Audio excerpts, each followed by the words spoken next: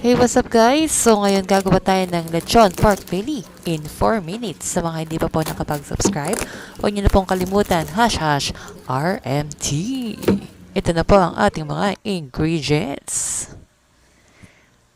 Bumili lang ako ng pork belly sa ating palengke at tinusok-tusok ko lang po ang ating laman niya. At syempre nag-grab ako dito ng ating asin. At sinunod ko na rin ang black ground pepper. At syempre, hindi mawawala ang ating rosemary. Isa sa mga nagpapabango at nagpapasarap ng ating pork belly. At syempre, naglagay na din ako dito ng bawang.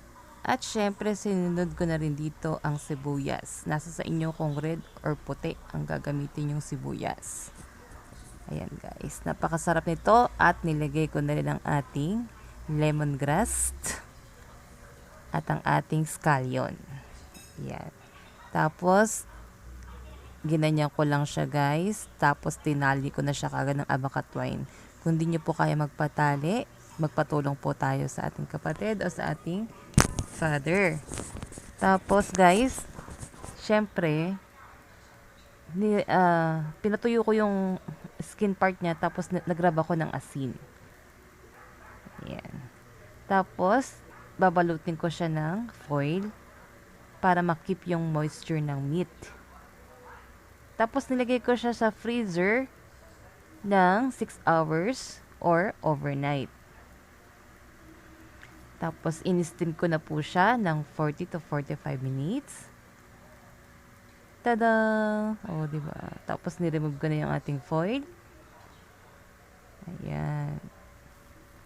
Medyo lumambot-lambot na yan guys. Ayan, patuyuin natin konti.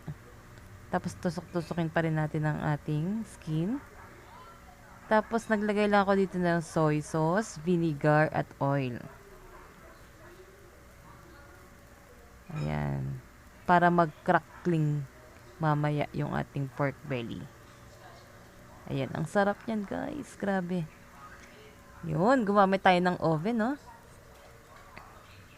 So, depende sa oven nyo kung ilang degree.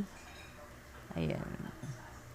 Ayan. Kada 1 hour, binubuksan ko siya. Ayan na siya guys. Kumain na tayo. Ang sarap.